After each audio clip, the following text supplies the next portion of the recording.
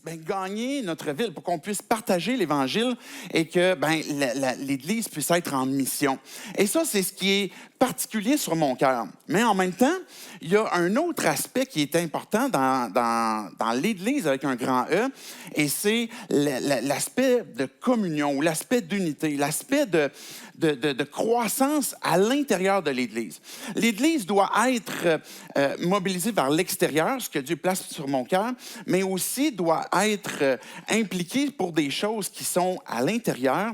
Et dans ces domaines-là, Dieu, Jésus, va apporter d'autres dons, d'autres personnes qui vont avoir un appel différent, peut-être du mien, et puis qui vont être nécessaires qu'on travaille ensemble pour développer ces deux côtés-là. La mission et puis, on va dire, la doctrine ou la croissance à l'intérieur de l'Église. Maintenant, la série sur les marques de l'Église selon Jésus-Christ, va nous permettre de voir c'est quoi que Dieu veut faire avec nous au point où on est présentement. On est ce que j'espère, en fin de pandémie. J'espère qu'on va bientôt en avoir terminé et que l'Église va pouvoir retrouver une expression de sa foi puis de comment est-ce qu'elle va suivre l'Esprit de Dieu qui va être différent. Ça va être différent que ce qu'on est présentement et on doit se préparer à être capable d'être relancé. Et pour ça, quand je priais dans les semaines passées, particulièrement la semaine qui vient de passer, à savoir c'est quoi que Dieu veut faire avec l'Église, c'est quoi que Dieu veut faire avec son Église à travers le monde, c'est quoi que Dieu veut faire avec nous à 180, il y a une phrase que je suis convaincu que l'Esprit a placée sur mon cœur, que Dieu a placée sur mon cœur, et c'est l'importance de développer l'unité pour mieux briller. On a besoin de développer l'unité pour qu'on puisse mieux briller. Plus on est unis dans ce que Dieu, comment est-ce qu'il nous mobilise, mais plus on est des témoignages qui peut être des témoins, des gens qui vont partager leur foi, puis qu'on est rassemblés ensemble, Jésus, il comparait ça dans le Sermon sur la montagne, que vous êtes une ville sur une montagne, vous êtes la lumière du monde, vous êtes un flambeau, vous êtes le sel de la terre. Et c'est important qu'on puisse, qu'on doit s'unir, qu'on puisse développer l'unité pour qu'on puisse mieux faire la mission. Et donc, c'est le pourquoi de la série de les marques de l'Église selon Jésus-Christ. Puis on va voir dans l'Apocalypse, dans le fond, cette Église, que le message, cette lettre-là d'Apocalypse est adressée pour eux, à leur époque. C'est pour eux, mais c'est aussi pour nous. Parce qu'on croit que la Bible est un livre qu'on appelle la parole de Dieu, puis qui a une application pour toutes les années. C'est un livre vivant. C'est la parole de Dieu qui est vivante. Et encore aujourd'hui, il y a des choses que Dieu veut nous adresser, puis que Dieu veut nous rappeler ce que lui considère comme étant important. Et pour développer l'unité, puis pour mieux, dans le but de pouvoir mieux briller aussi, on va regarder ces églises-là et puis de voir qu'est-ce que Jésus lui-même, parce que Jésus va parler à ces églises-là, qu'est-ce qu'il va leur adresser comme, peut-être comme félicitation, mais peut-être aussi comme reproche. Et la première église qu'on va voir ce matin, donc je vous avertis quand même un peu d'avance. Là, si vous êtes comme dans un processus où vous voulez découvrir un peu la foi, vous voulez découvrir un peu plus c'est quoi l'église, ça va être bon, je pense que ça va être intéressant pour vous de découvrir c'est quoi l'église, c'est comment est-ce que ça s'articule à l'intérieur de l'église. Mais je vous préviens que c'est quand même un petit peu plus churchy. Fait que on va voir un peu plus comme justement les aspects qui correspondent à ce que c'est l'église pour qu'on puisse, si on s'identifie comme croyant, voir comment est-ce que Dieu veut nous utiliser. Et on voit l'église d'Éphèse ce matin, une église que j'aime beaucoup dans le texte de l'Apocalypse et qui va avoir des félicitations comme un reproche aussi qui va être adressé. Et il y a une marque qui va se démarquer, il y a une marque qui va ressortir de ce que c'est cette église-là, je suis convaincu que Jésus veut pour notre église aujourd'hui. Je vais prier pour qu'on puisse avoir cette disposition de cœur, d'esprit, comment est-ce que Dieu veut nous diriger, et puis qu'on puisse être utilisé par lui, puis qu'après ça, on puisse l'appliquer à nos vies. Dieu, je veux te dire merci pour ta parole, merci pour l'Apocalypse qu'on s'apprête à lire dans un instant. Merci parce que tu veux nous parler encore aujourd'hui à travers ce texte-là. Je te prie que par ton esprit, que tu puisses venir nous convaincre de façon individuelle, mais aussi collective, pour qu'on puisse comprendre c'est quoi ta volonté, qu'on puisse changer les choses qu'on a besoin de changer, abandonner ce qui doit être abandonné, et puis qu'on puisse faire ce pas de foi, d'obéissance que tu veux que l'on fasse pour qu'on puisse être mobilisé par toi, qu'on puisse s'unifier autour de toi, et puis aussi pour mieux faire cette mission que tu veux nous confier. C'est en ton nom, Jésus, qu'on prie ces choses. Amen. Amen. Apocalypse. OK? Combien de films ont été faits avec Apocalypse? Tu sais, ça annonce combien de scénarios catastrophes. Je fais juste un petit teaser pour que, après que, c'est comme une petite entrée en matière, la série qu'on fait présentement, on voit les églises d'Apocalypse, mais après cette série-là, on va voir le livre d'Apocalypse. Donc, ça va donner l'occasion de peut-être mettre un petit peu la table, la façon dont on va regarder ces églises-là. Ça va être une bonne, je pense, une bonne approche pour démystifier un peu ce qui s'en vient. Et on va regarder qu'est-ce qu'il y en est. Maintenant, Apocalypse, c'est vrai que c'est un livre qui est un peu bizarre. Quand on lit le texte, on a l'impression qu'il y a beaucoup de mystères, il y a beaucoup de choses qui sont difficiles à comprendre. Et c'est vrai, mais en même temps, il y a plusieurs indications que Dieu nous donne pour qu'on puisse comprendre ce qui nous est dit. Je vais lire Apocalypse 2, le texte qui nous concerne ce matin pour Éphèse. Et puis après ça, on va regarder certains éléments pour bien comprendre le texte. Alors, ça dit, verset 1. « Écrit à l'ange de l'église d'Éphèse. Voici ce que dit celui qui tient les 7 étoiles dans sa main droite, celui qui marche au milieu des 7 chandeliers d'or. Je connais tes œuvres, ton travail et ta persévérance. Je sais que tu ne peux pas supporter les méchants. Tu as mis à l'épreuve ceux qui se prétendent apôtres sans l'être, et tu les as trouvés menteurs.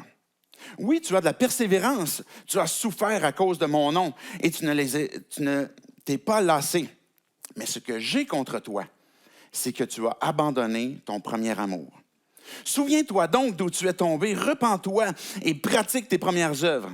Sinon, je viendrai bientôt à toi et j'enlèverai ton chandelier de sa place, à moins que tu ne changes d'attitude, que tu ne te repentes. » Verset 6. « Cependant, tu as ceci pour toi. Tu détestes les œuvres des Nicolaïtes, tout comme je les déteste, moi aussi. Que celui qui a des oreilles pour entendre, écoute ce que l'Esprit dit aux églises. Au vainqueur, je donnerai à manger du fruit de l'arbre de vie qui est dans le paradis de Dieu. » Cette première église qu'on voit dans les 7 églises, c'est Éphèse. Éphèse est une église qui est importante. Et même, il y a un autre livre dans le Nouveau Testament qui est l'épître de Paul, l'apôtre Paul, aux Éphésiens.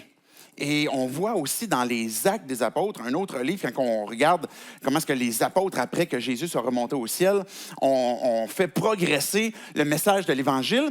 Mais on voit à partir de Actes 19, 20, 21, comment est-ce que l'Évangile est arrivé à l'Église d'Éphèse. Comment est-ce que les gens ont accueilli cet Évangile-là. Et on voit comment est-ce que ça a été puissant, comment est-ce que des gens ont été complètement transformés, comment est-ce que des gens ont découvert la vie en Jésus-Christ. Éphèse est une ville importante en Asie, à ce moment-là, en Asie mineure. C'est une ville qui est une capitale, une ville extrêmement importante. En fait, les 7 villes, les 7 églises qu'on va voir sont des villes importantes, des villes qui sont vraiment dans un mode urbain. Il y a beaucoup de choses qui se passent à Éphèse. Ils sont vraiment à l'avant-garde de tout ce qui se passe à cette époque-là.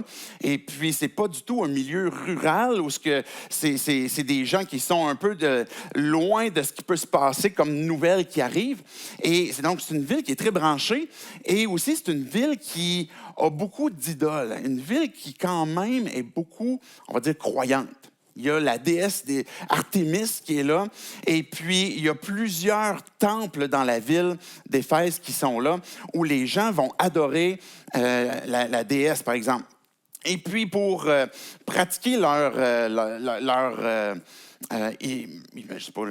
culte sacré, il y avait une forme de prostitution sacrée qui se faisait. Il y avait il y avait vraiment un aspect sexuel très répandu, néfaste, qui était dans la ville. Et puis, pour différentes raisons, que ce soit à cause de ces prostitutions sacrées ou à cause de leur culture à l'époque aussi, comment est-ce qu'ils étaient. Fait qu'Éphèse, on peut penser comme quoi que Tu sais, c'est vraiment loin de ce qu'on vit présentement. Mais en fait, quand on regarde ce qu'ils vivent, c'est comme ce que Salomon dit dans Ecclésiaste, bien, il n'y a rien de nouveau sur le soleil. Ce qui se produisait à ce moment-là, il se produit encore aujourd'hui, juste avec, bien, on est juste habillé différemment, puis on a un peu plus de technologie qu'à l'époque, mais le cœur est le même, et c'est les mêmes défis, les mêmes problématiques, et Éphèse ressemble beaucoup à ce qu'on peut avoir aujourd'hui dans notre contexte québécois, comme la ville de Québec, ville de Montréal, et c'est une ville qui... C'est ça, qui est très influente quand même sur son époque à ce moment-là. Mais on a vu comment est-ce que, dans le fond, Jésus commence à parler à Jean, Jean qui est celui qui est un apôtre de Jésus, qui reçoit cette vision, j'espère que je ne vous perds pas là, en expliquant ces éléments-là, et puis qui reçoit cette vision-là de ce qui s'en vient, de pas nécessairement le futur, mais c'est quoi la prochaine chose que Jésus a à révéler. Et juste un petit clin d'œil pour comprendre, ou du moins savoir comment lire l'Apocalypse. Il faut savoir que c'est le tout premier verset de l'Apocalypse qu'on voit dans le teaser, c'est la révélation de Jésus-Christ. C'est ça qui est révélé. Tout au long de ce livre-là, c'est la révélation de Jésus-Christ. Ce n'est pas des révélations pour essayer de trouver toutes sortes de trucs qui peuvent arriver. Oui, il va en avoir, que Dieu va annoncer, mais c'est la révélation de Jésus-Christ. Et ce que Jésus va dire à Éphèse, à travers ce que Jean va dire, c'est des félicitations, par exemple. Regardez le verset 2. « Et je connais tes œuvres, ton travail, ta persévérance. » Tu sais, imaginez l'Église, tu sais, comme qui se fait dire par Jésus. « Hey, je connais tes œuvres. Tu sais, je sais que ce que tu fais, c'est vraiment hot. Tu ne lâches pas. Tu travailles fort. Tu es persévérant. Et tu ne supportes pas les méchants. » Qu'est-ce que ça veut dire? Dans le psaume 1, je fais juste une citation rapidement pour qu'on puisse comprendre ce que Jésus veut dire par là en disant « Tu ne supportes pas les méchants. » Psaume 1, le verset 1 dit « Voici l'homme heureux. Il n'écoute pas les conseils des gens mauvais, des méchants. Il ne suit pas l'exemple de ceux qui font le mal. Il ne s'assit pas avec les moqueurs. » C'est ça que Jésus est en train de féliciter à Éphèse. C'est que tu n'es pas en train d'adhérer à toute cette méchanceté qu'il peut y avoir autour de toi. C'est une Église qui n'a pas voulu se conformer à ce moule-là de vouloir faire le mal ou soit vouloir s'asseoir en compagnie de mauvaises personnes, en compagnie de moqueurs. Et c'est une Église qui semble être respectueuse, qui semble faire son travail, faire des œuvres. Il va même dire, Jésus, à cette Église-là, tu as même mis à l'épreuve des apôtres. À l'époque, on pourrait comprendre qu'évidemment, il y a les 12 apôtres de Jésus-Christ qui ont été envoyés par Jésus, qui ont vraiment un rôle spécial, mais aussi qu'il y a des envoyés, puisque littéralement, apôtres, c'est ce que ça veut dire, des envoyés, des gens qui se prétendent enseigner la vérité.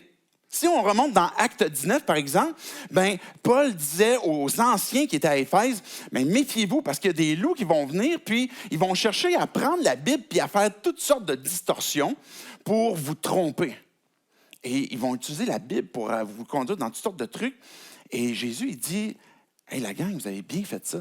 Votre doctrine, là, c'est parfait. » On aime la doctrine parce qu'on aime découvrir la vérité. Quand on veut étudier la Bible, on veut essayer de la comprendre le plus possible que, oui, OK, dans son contexte, mais aussi, qu'est-ce qu'elle veut dire pour nous aujourd'hui. Essayer de comprendre sans chercher à faire valoir ce que nous, on veut, mais chercher à comprendre qu'est-ce que Dieu nous dit puis qu'on veut l'appliquer à nos vies. Et là, Éphèse est une église qui a comme une doctrine A1. Ils sont vraiment géniaux pour ça. Ils ont réussi, avec une bonne compréhension de ce que la Bible dit, d'avoir du discernement pour... Non, il y a du monde qui viennent, qui se prétendent apôtres, qui arrivent avec un certain rôle d'autorité, et puis qui arrivent, qui sont peut-être un peu impressionnants, et puis vous les avez découverts comme, il va dire à la fin du verset 2, vous les avez mis à l'épreuve, et ces apôtres-là, sans l'être, et tu les as trouvés menteurs. Tu as vu finalement que là où ils s'appuyaient, c'était des choses qui étaient tordues, et puis qui cherchait à vous éloigner de ce que Dieu veut pour vous. Il va même dire aussi au verset 3, il va parler de persévérance, de souffrance. Il va dire, Éphèse, là, vous êtes une église qui est même prête à souffrir pour le témoignage, pour porter mon nom. Vous subissez des persécutions. Il y a du monde qui vous rejette parce que vous refusez de vivre comme ce que vous êtes dans votre contexte. Il va dire au verset 6, « Cependant, tu as aussi ça, c'est que tu détestes les œuvres des Nicolaïtes. » En fait, on ne comprend pas trop c'est quoi à l'époque le contexte des Nicolaïtes. Les experts ont plus ou moins réussi à identifier c'est quoi. Mais ce que l'on peut comprendre aujourd'hui, c'est qu'il y a des choses qui sont dans notre culture, il y a des choses qui sont présentes, qui sont là. Et comment est-ce qu'on va réagir à ce qui nous est donné par le monde? Il y a des aspects où ce que l'Église doit chercher à se contextualiser, chercher à trouver le moyen de s'adapter pour rejoindre les gens qui sont présents dans la ville, pour qu'on puisse parler le même langage, pour qu'on puisse catcher c'est quoi vraiment l'Évangile, ça veut dire quoi que Jésus qui est venu. On va s'assurer de bien articuler les choses, et là, on va contextualiser. Mais il y a un aspect que l'Église doit faire aussi, c'est être contre-culturel. Sur quels aspects? Mais on ne choisit pas des aspects aléatoires pour dire, OK, on va choisir l'aspect, par exemple, vestimentaire pour être contre-culturel, et ça va nous identifier comme chrétiens. Ça n'a vraiment pas rapport. Si on se met à choisir des choses extérieures pour nous identifier comme chrétiens, bien, on se trompe. Et ces œuvres des Nicolaïtes, ou que ce soit les méchants qui disaient que tu n'as pas voulu t'associer à ça, bien, c'est les aspects qui peuvent être dans notre société qui sont contraires à ce que Dieu veut pour nos vies. Et que là, on est contre-culturel. Il y a une décision où ça peut même nous amener à souffrir à cause qu'on veut porter le témoignage de Christ. Parce qu'on veut dire qu'il m'a sauvé. Puis parce qu'il m'a tellement aimé, parce que j'ai placé ma foi en lui, parce qu'il m'a invité à recevoir son pardon par la repentance de mes péchés, bien, je suis son enfant et maintenant je veux le suivre. Et il y a des aspects de ma vie que je veux lui abandonner. Tout n'est pas réglé. Oui, il y a encore des choses que j'ai pas la maîtrise, que j'ai pas encore eu la victoire. Il y a des choses dans ma vie que j'ai la misère à abandonner, mais je veux suivre Christ par la grâce, par sa faveur. Mais quand que je fais ces choix-là, mais ça va m'exposer certainement à ressembler à Christ. Et puis peut-être à être rejeté comme Christ l'a été. C'est pour ça que Jésus disait, le monde va vous haïr parce qu'ils m'ont haï en premier. Et quand on est contre-culturel sur les aspects qui sont à l'encontre de ce que Dieu veut, qui sont comme ce que Jean lui-même il dit dans son épître, l'amour du monde, et puis là on ne parle pas du monde comme les personnes, mais l'amour des principes qui sont dans le monde auxquels on va adhérer, bien ça va à l'encontre de ce que Dieu veut. Maintenant, des belles félicitations. Tu sais, Éphèse, t'es vaillant, tu es persévérant, tu es fidèle, tu t'es pas associé aux œuvres des Nicolaïtes, tu as été contre-culturel, tu as réussi à bien t'adapter dans ta ville. On voit comment est-ce que tu continues de progresser, tu n'es pas associé avec les méchants et tu as eu du discernement, tu as de la persévérance. Là, tu dirais comme, il me semble qu'on n'a pas besoin de plus.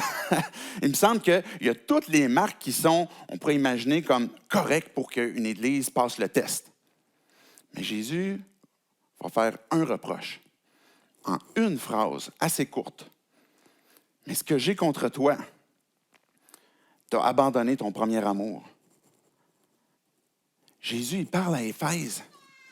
Tu as abandonné ton premier amour. Ça arrive comment, ça? Ça arrive comment qu'on abandonne un premier amour? Quand on place notre foi en Dieu, il faut comprendre qu'en même temps, on se place, puis c'est ce que l'Épître aux Éphésiens, et c'est dit aussi que Paul va parler aux Éphésiens en disant qu'il y a un combat spirituel. On n'a pas à lutter contre le sang et la chair, mais il y a un combat qui est spirituel, et l'ennemi veut chercher à nous neutraliser, à nous isoler, à nous amener à nous refroidir. Puis les plans de l'ennemi envers l'Église 180, comme envers l'Église avec un grand E aujourd'hui sur la terre, ou comme avec l'Église à Éphèse, bien, il y a différents aspects qui vont se prendre comme justement de refroidir l'amour, de nous amener à abandonner un premier amour, de nous amener à être aussi indifférents, apathiques, insensibles. On voit des choses, mais on n'est pas nécessairement concerné. On voit des frères, des sœurs qui ont besoin d'aide, puis on n'est pas concerné. On voit notre monde qui a différentes souffrances, qui a besoin d'être aimé, qui a besoin d'être rassuré que Dieu les aime, qui a besoin d'entendre justement qu'est-ce que Dieu a transformé dans ma vie, que je suis un témoin. Et puis, on en est devenu peut-être apathique, insensible. Un amour qui s'est refroidi. Et l'ennemi veut nous amener à justement comme avoir un cerveau bien gras avec un cœur bien maigre. Parce que quand on est comme ça, on pense qu'on est correct. On pense que, tu sais, ma doctrine est bonne. Tu sais, j'ai fait l'école biblique, j'étais allé à l'université, j'ai étudié, je lis la Bible régulièrement. Et puis, Dieu, il va dire justement à Éphèse, ta doctrine, là, c'est comme, tu sais, c'est parfait, là. Tu es capable de discerner le mal du bien, tu es capable de bien saisir les choses, mais ton cœur est maigre. Ton cœur n'est plus là. Il est insensible envers ton prochain, ton frère et ta sœur. Puis tu tombes dans des pièges de chercher à t'ostiner sur des discours sans fin, de paroles qui font juste envenimer, qui font juste comme s'éloigner plus loin de ce que Dieu veut vraiment pour une famille de croyants. Et puis qu'on va tomber dans différentes chicanes. Et puis finalement, oui, on a une bonne théologie, mais notre premier amour est refroidi. L'ennemi va peut-être chercher même à banaliser, à nous amener à banaliser ce qui est face à nous dans le monde, auquel on devrait être contre-culturel, de voir qu'il y a des décisions qu'on a à prendre. Si Dieu m'a sauvé du mal, si Dieu m'a sauvé du péché, il hait le péché. Il le hait parce que ça me détruit. Il le hait parce que, ultimement, c'est ça qui me sépare de lui. C'est ça qui fait que je suis séparé de lui. Et le péché, il le hait parce qu'il le voit que quand je le pratique, ça m'emmène encore à me refroidir puis à me détruire. Et quand il voit que, j'ai juste normalisé ce qui est dans le monde actuellement, parce que tout le monde le voit comme normal, et puis j'ai abandonné cet aspect peut-être d'être contre-culturel sur certains aspects. Puis quand je dis contre-culturel, là, c'est pas de commencer à se pogner avec tout le monde qui ne pense pas comme nous. Là. C'est pas ça. Okay? Je voulais être clair. Là. Mais c'est de faire un choix pour sa propre vie. Puis l'ennemi va chercher à nous amener à banaliser. Parce que c'est acceptable. Parce que c'est correct. Et maintenant, quel choix est-ce qu'on prend pour nous? Est-ce qu'on banalise ce qui est contre Dieu? Ce que Dieu haït à cause que ça nous détruit. Ça arrive comment qu'on abandonne notre premier amour? C'est quoi un premier amour? Peut-être que vous pourriez imaginer, et à une plus faible illustration, ce que c'est peut-être une relation de couple, une relation conjugale, où on peut voir, par exemple, quand que j'ai rencontré ma femme, là, j'étais comme, on se souvient quand on rencontre notre première blonde, comment est-ce qu'on a envie de se connaître plus? On a envie, comme d'aller au restaurant, et après ça, demain, on pourra retourner, comme on va aller voir un film, on pourrait aller prendre une marche ensemble, puis on veut comme apprendre à se connaître. On veut se découvrir, comme parle-moi de toi, je veux savoir qui t'es. Et puis j'aimerais ça te parler de qui je suis aussi. Et puis là, on apprend à se connaître. Et puis là, dans la relation qui se développe, il y a une intimité qui se développe aussi. Et dans l'intimité qui se développe, il y a un attachement aussi qui se crée. Et tout cela est un processus normal que Dieu a créé en nous et qui se développe dans toute forme de relation, incluant celle avec Dieu. Et quand que je m'intéresse à Dieu, et puis que là, je vais en savoir plus, et que là, plus ça avance, plus je développe cette intimité avec Dieu. Et sans parler de façon religieuse, routinière, sec et vide, on a envie je veux lire la parole, je veux lire qu'est-ce que Dieu a à dire, je veux savoir qui il est. J'aimerais ça, je veux lui parler, parce qu'il y a des choses que je reconnais que quand je prie, oui, il écoute, puis en même temps, pendant que je prie, il y a des choses que Dieu me révèle. Dieu me parle. Et là, il y a une flamme qui se crée dans le cœur. Il y a quelque chose qui se développe dans cette intimité-là. Puis il y a un attachement. Mais qu'est-ce qui se produit pour qu'à un moment donné, ça crée le chemin inverse? Puis qu'on dirait que la flamme commence à s'éteindre. Peut-être trop occupé. Peut-être que c'est peut-être trop de divertissement. Je ne porte pas de condamnation, là. Si vous écoutez Netflix, ce n'est pas un péché de l'enfer. Mais l'idée, c'est où qu'on a commencé à drifter. qu'on a commencé à se refroidir, peut-être à cause d'un hobby, des divertissements, peut-être même le travail. Des fois, c'est des choses qui sont correctes, des choses qui sont pas mal en soi, mais que d'un coup, on est en train de perdre l'équilibre et on est en train de perdre le focus, de baisser les yeux, plutôt que de garder les yeux vers notre éternité, ce qui compte, et puis on se met à regarder plutôt ce qu'on a maintenant sur Terre. Peut-être qu'on n'a pas le désir d'abandonner un péché qu'on a, puis qu'on sait qu'on devrait abandonner à Dieu. Puis quand c'est là, et là, je suis en train de dire, si vous avez un péché, c'est normal que vous êtes refroidi. On en a tous, là, des péchés. On lutte tous avec le péché. Là. Okay? C'est une lutte. Comme on disait tantôt, il y a une guerre spirituelle qui est là. Mais peut-être qu'à un moment donné, on a juste comme, mais celle-là, j'ai pas envie. J'ai pas envie de lui donner. J'ai pas envie de le confesser. J'ai pas envie de demander son aide. J'ai envie de m'en occuper tout seul. J'ai peut-être trop honte. Ou bien peut-être qu'on va se laisser impressionner par des ruses de l'adversaire, comme par exemple que on a l'impression peut-être qu'on est en train de perdre la bataille, qu'on a l'impression que la foi, ça ne marche pas, que Dieu, il ralentit, que Dieu, la puissance n'est plus là. On a l'impression qu'on est en train de perdre, et puis finalement, on est en train de perdre notre courage, le désir de vaincre. À la fin du texte qu'on a lu, il va parler du vainqueur. À chaque fois, Jean, il va citer les paroles de Jésus, qui vont parler aux églises. Celui qui a des oreilles, qui écoute ce que l'Esprit dit. Et puis, il va parler de celui qui est vainqueur aussi. Donc, l'ennemi va chercher à nous amener à « t'es un loser ». Il va chercher à nous faire croire ça. Il va chercher à nous faire croire comme « regarde autour de toi ». Oublie ça. Tu sais, Dieu n'est pas en train de vaincre. Dieu n'est pas en train d'éradiquer le péché dans ta vie. Et c'est peut-être pour ça. Ça peut être une de ces raisons-là pourquoi on abandonne, on drifte de notre premier amour. Peut-être qu'on est en train de livrer le mauvais combat. Il y a des choses qu'on considère comme vraiment spirituelles. Il y a des choses qu'on considère comme vraiment importantes. Des choses qui sont bonnes, que ce soit des causes humanitaires, que ce soit, peu importe qu'est-ce que ce serait. Et puis, on est en train de livrer le mauvais combat, qui devrait être celui de la foi. Et puis qu'on est en train finalement de drifter aussi de notre premier amour. Peut-être que c'est parce qu'on est en train de se diviser entre croyants pour des futilités. Peut-être de perdre de vue, justement, la mission et l'urgence qu'il y a. Parce que quand on devient très, très centré sur la connaissance et la doctrine et la vérité, ce qui est une bonne chose à découvrir, ça devrait nous amener, en théorie, à ce que je découvre de Dieu, je veux le pratiquer. Ce que je découvre de Dieu, j'ai envie d'adorer. J'ai envie de célébrer Dieu. Et quand je découvre dans la parole, comme par exemple que Dieu est fidèle, que Dieu aime, que Dieu il est saint, que Dieu pardonne, que je découvre qui Dieu est, qui je suis, qu'est-ce que Dieu fait, comment est-ce qu'il veut transformer ma vie. Mais quand je découvre ces choses-là, j'ai envie de célébrer. J'ai envie d'être utilisé dans la mission. On ne devient pas des gens qui sont apathiques. Maintenant, mais peut-être que justement, cette urgence-là de la mission, le fait d'avoir devant nous ce désir comme quoi que je veux obéir à Christ, je veux le suivre, parce que Jésus est en mission encore aujourd'hui, à travers son Église.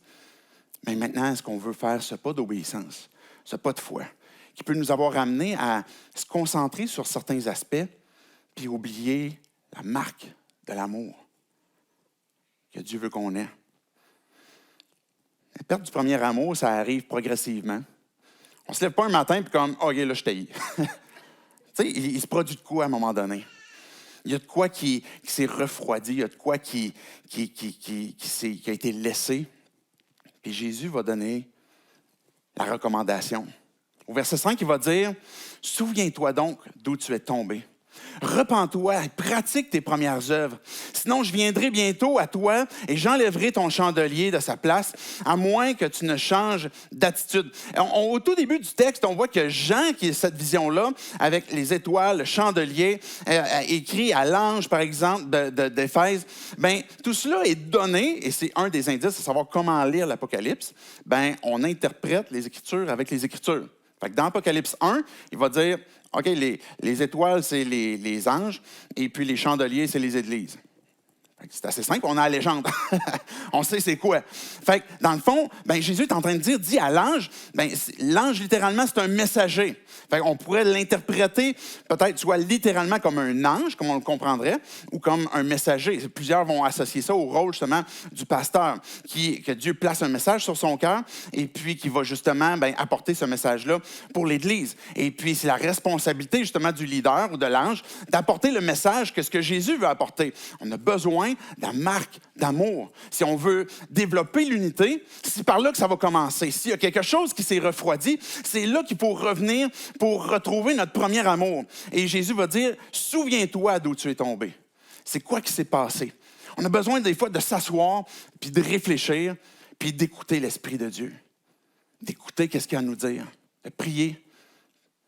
Imaginez que vous demandez à Dieu, Dieu, j'ai le sentiment que mon premier amour, là, il n'est plus là, il n'est plus très là. J'aimerais ça que tu me le montres. Pensez-vous qu'il va avoir envie de répondre à cette requête-là? C'est sûr. Et peut-être que des fois, on pourrait avoir pas nécessairement l'impression qu'on a drifté de notre premier amour, mais peut-être qu'on pourrait demander à Dieu, mais comment Dieu, je peux avoir cette marque-là encore plus fort en moi? Comment est-ce que l'Église peut développer encore cet aspect-là encore plus fort de son premier amour? Ou ce que, comme je disais tantôt, on a envie de revenir, puis je veux connaître, je veux te découvrir, je veux te parler, je veux passer du temps avec toi, je veux retrouver mon intimité. Et on a besoin de s'asseoir puis de se souvenir, de se rappeler, c'est où je suis tombé. Puis quand que Jésus dit ça, et ça, c'est le caractère de Dieu, quand on reconnaît qu'on est tombé, quand on reconnaît là où on a tombé, Dieu, dans son caractère, c'est pas de chercher à nous écraser, à nous faire du mal, puis à nous culpabiliser, dire maintenant, tu es bon pour l'enfer, on n'a plus rien à faire avec toi, péché capital. Après ça, il va dire, repens-toi.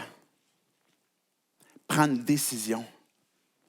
Il y a quelque chose, et j'aime beaucoup la traduction de la Nouvelle Bible, Nouvelle Bible Second, je pense que ça s'appelle comme ça, qui va dire, prends un changement radical. Prends une décision radicale. L'Église a besoin, à un moment donné, de prendre une décision radicale. De comment je vais réagir face à ça.